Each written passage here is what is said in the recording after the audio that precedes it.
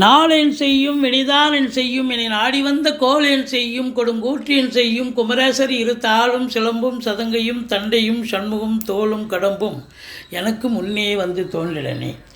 ஹரி நாராயண துரித நிவாரண பரமானந்த சதாசிவ சங்கரன் யோகி ராம் சூரத்குமார் யோகி ராம் சூரத்குமார் யோகி ராம் சூரத்குமார் ஜெயகுரு ராயா. ஓம் சுதர்சனாய வித்மகே மகாஜ்வாலாய தீமகே தன்ன சக்கர பிரச்சோதியாத். உலகெங்கிலும் வாழ்ந்து கொண்டிருக்கும் நேயர்களுக்கு டாக்டர் சைதை ராஜாவின் அன்பான வணக்கங்கள். நாம் இப்பொழுது வார ராசி பலன்கள் செப்டம்பர் 9 முதல் செப்டம்பர் 15 தேதி வரைக்கும் உள்ளடக்கிய நாட்களுக்கு கிரகங்கள் ஒவ்வொரு ராசிக்கும் எப்பேற்பட்ட பலன்களை வழங்கப் போகிறது என்பதை பார்க்கலாம் வாங்க. இந்த வாரம் முழுவதும் வளர்பிறை நாட்களே. வாங்க ராசிக்குள் செல்லலாம். மிதுன ராசி காலபுருஷனுக்கு 3வது ராசி. புத பகவான் ஆட்சி பெறும் வீடு. மிருகசீரிஷம் 3-4 பாதங்கள், திருவாதிரை புனர்பூசம் 1-2-3 பாதங்கள் உள்ளடக்கிய இந்த ராசிநாதன் புத பகவான் 3ஆம் இடத்துல முயற்சி ஸ்தானத்தில் சிம்ம மலையில் அமர்ந்திருக்கிறார். ராசியில் செவ்வாய் பகவான் அமர்ந்திருக்கிறார். 12ஆம் இடத்தில் குரு பகவான், குரு பார்வை 4ஆம் இடம், 6ஆம் இடம், 8ஆம் இடம் குரு பார்வை. உங்களை பொறுத்தவரையிலையும் சனி பகவான் 9ல் இருந்தாலும் வக்ர கதியில் இருக்கார். 10ல் ஒரு பாம்பாவது இருக்கணும், ராகுவே இருக்கிறார். இப்படி இந்த மிதுன ராசியில் பிறந்தவர்களுக்கு இந்த வாரம் நல்லா இருக்குமா அப்படின்னா ரொம்ப சூப்பராக இருக்க போகுது அப்படின்னு சொல்லணும். ராசிநாதன் மறைந்தார், 3ஆம் இடத்துல போயிட்டு மறைஞ்சிட்டார். எப்படிங்க நல்லா இருக்கும் அப்படின்னு நீங்கள் கேட்கலாம். அவர் முயற்சி ஸ்தானத்தில் இருக்கிறது ஒரு ப்ளஸ் பாயிண்ட்டு. அடுத்தது அவர் மறைந்த புதன் நிறைந்த தனம்னு சொல்லுவாங்க. அப்போது புதனை பொறுத்தவரையிலையும் மறையலாம், தப்பு கிடையாது. உங்களுக்கு கௌரவம், புகழ், அந்தஸ்து, செல்வாக்கை பெறுவீர்கள். நீங்கள் எப்பொழுதும் இல்லாத அளவுக்கு முயற்சிகளில் இறங்கி உங்களை நீங்கள் ஸ்திரத்தன்மையோடு வெற்றி பெறக்கூடிய ஒரு தருணம். அதாவது உங்கள் முழு வீச்சை பயன்படுத்தி வெற்றியை பெறுவீர்கள் என்று சொன்னால் மிகையாக. சூரியன் புதன் சேர்க்கை, புதாதித்ய யோகம் ஏற்படுகிறது. கல்வி நிறுவனங்கள், கல்விக்கூடங்கள், கல்வியாளர்கள், கல்வி பயிலும் மாணவ செல்வங்கள் இவங்களுக்கெல்லாம் ஒரு சிறப்பான காலம், மேன்மையை தரக்கூடிய காலம். நல்லா படிப்பாங்களா, சூப்பராக படிப்பாங்க அப்படின்னு சொல்லுவோம். அது மட்டும் இல்லைங்க, உங்களுக்கு செவ்வாய் உங்களுக்கு ராசியில் இருக்கிறார். ராசியில் செவ்வாய் இருந்தால் ஒரு படபடப்பு, ஒரு துடிதுடிப்பு இருக்கும். வழக்கத்துக்கு மாறாக நீங்கள் ஒரு இயல்பான சுபாவம், திறமையான ஆளுக்கு தகுந்த மாதிரி பேசக்கூடிய பழகக்கூடிய ஒரு நபர், நெளிவு சுழிவு தெரிந்தவர். ஆனால் இப்போ போய் ராசியில் செவ்வாய் போய் அமர்ந்திருக்கிறார் என்று சொன்னால் வழக்கத்துக்கு மாறாக உங்கள்கிட்ட ஒரு ஸ்பீடு இருக்கும், ஒரு துருதுருப்பு இருக்கும். அதை கொஞ்சம் சரி பண்ணிக்கிங்க, கம்மி பண்ணிக்கிங்க. மற்றபடி குரு பகவான் 12ல் இருந்த போதிலும் 4ஆம் இடத்தை பார்ப்பதால் மாத்ருஸ்தானம் என்று சொல்லக்கூடிய இடம் அற்புதம். தாய் வழி சொந்தங்களால் அனுகூலம், அசையா சொத்துக்கள் மூலம் ஆதாயம். சுக்கிரனே அங்கே உட்கார்ந்துருக்கார். நீச்சமானாலும் நீச்ச பங்கம் பெறுகிறார். அப்போது வண்டி வாகனங்கள் பழசு விற்றுட்டு புதுசு வாங்கலாம்.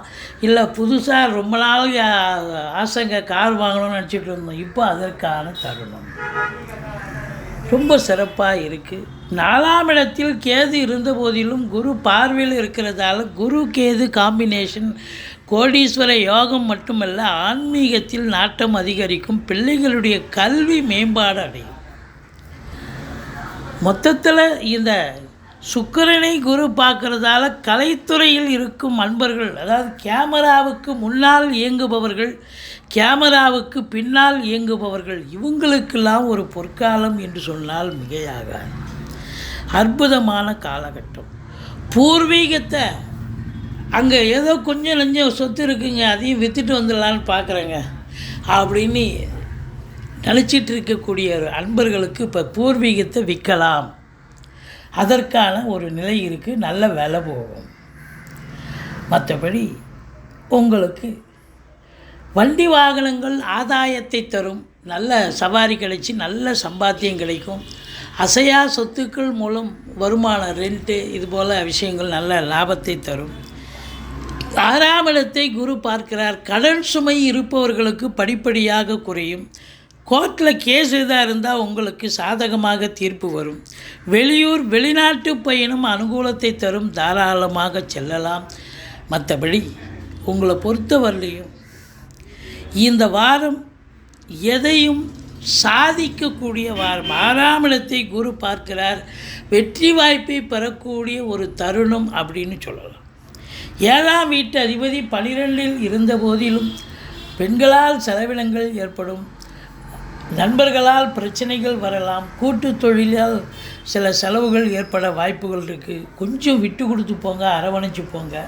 மற்றபடி உங்களுக்கு இந்த 8ஆம் இடம் என்று சொல்லக்கூடிய இடத்த குரு பார்க்குறதால வாழ்க்கை துணை அல்லது மனைவியால் யோக பாக்கியங்கள் எப்படி? ஒன்று, அவங்க பிறந்த வீட்டிலேருந்து லிக்விட் கேஷோ ஜுவல்ஸோ கொண்டு வரணும், இல்லை அவங்க வேலை பார்க்குற இடத்துல ப்ரமோஷன் இன்க்ரிமெண்ட் கிடைக்கணும். இப்படி வாழ்க்கை துணை அல்லது மனைவியால் யோக பாக்கியங்கள் கிடைக்கும். திடீர் அதிர்ஷ்ட வாய்ப்புகள் தேடி வரும். வரா கடன்கள் வசூலாகும். மற்றபடி உங்களுக்கு பார்த்திங்கன்னா 9ஆம் இடத்துல சனி இருந்த போதிலும் வக்ரகதியில் இருக்கிறார். தந்தைக்கும் உங்களுக்கும் சில பிரச்சனைகள் வரலாம், எதிர்ப்புகள் வரலாம். தந்தை பங்காளின் கூட எதிர்ப்புகள் வரலாம். பங்காளிங்கன்னா தந்தை கூட பிறந்தவங்க. மற்றபடி 10ஆம் இடத்துல பாம்பு இருக்கிறது ரொம்ப விசேஷங்க. 10ல் பாம்பாவது இருக்கணும்னு பழமொழியே உண்டுங்க. இப்போ 10ல் ராகு இருக்காருன்னு சொன்னால் நீங்கள் தொழிலில் ஒரு பிரம்மாண்டத்தை ஏற்படுத்துவார். ராகு இருக்கிற இடத்த பிரம்மாண்டத்தை கொடுப்பாருங்க.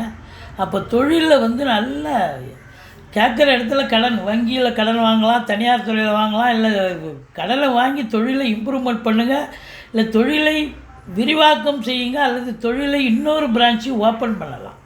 அப்பேற்பட்ட நேரம். இல்லை நான் வெளியூர் அந்நிய பொருளாதாரம் செய்ய போகிறேன், அதாவது உள்நாட்டு வாணிபம், வெளிநாட்டு வாணிபம், ஏற்றுமதி இறக்குமதியாளர்கள், ஷேர் மார்க்கெட்டில் இன்வெஸ்ட் பண்ணுறவங்க, ஸ்பெக்குலேஷன் பண்ணுறவங்க, ஆன்லைன் பிஸ்னஸ் பண்ணுறவங்க, ஹோட்டல் பிஸ்னஸ் பண்ணுறவங்க, இவங்களுக்கெல்லாம் கூட சிறப்பான ஒரு 10ல் இருக்கணுங்க. நீங்கள் இங்கே நம்ம நாட்டில் நம்ம உங்கள் மண்ணிலே இருந்தாலும் இங்கேருந்து நீங்கள் எக்ஸ்போர்ட்டிங் இம்போர்ட்டிங் பிஸ்னஸ் பண்ணால் கூட சாதிக்க முடியும். 11ஆம் இடம் சனி பார்வையில் இருக்கிறார். மூத்த சகோதரத்துக்கும் உங்களுக்கு கருத்து வேறுபாடு வரும்.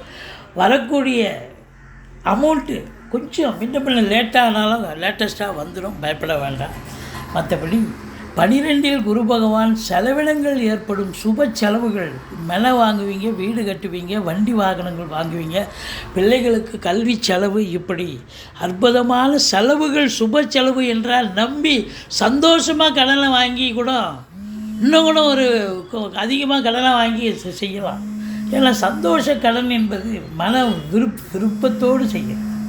மற்றபடி இந்த மிதுன ராசியில் பிறந்தவர்களுக்கு 14, 15 சந்திராஷ்டம நாட்கள் வர இருப்பதால் மிகுந்த எச்சரிக்கையோடு இருங்க. மற்றபடி குறை ஒன்றுமில்லை. அற்புதமான ஒரு வாரம்.